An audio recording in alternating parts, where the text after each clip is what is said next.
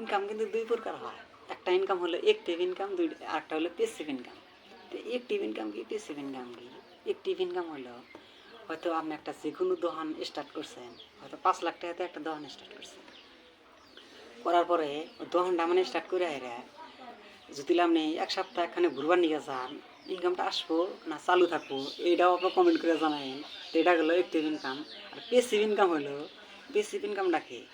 Passive income মানে ইনকামটা আপনি চালু করছেন, চালু করার পরে আপনি এখানে ঘুরবার গেছেন এক সপ্তাহের জন্য, আপনার ইনকামটা চালু আছে, এটা হয় প্যাসিভ ইনকাম।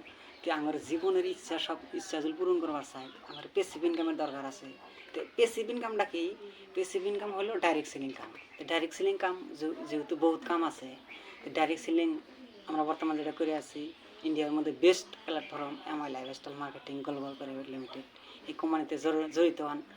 মানে প্যাসিভ ইনকাম আনলিমিটেড ইনকাম করা হবেন। হয়তো আমিও বেশি দিন ধরে করি না, আমার নতুন, আমিও মানে ওইরকম বোঝানোর মতো আমার ক্ষমতা নাই।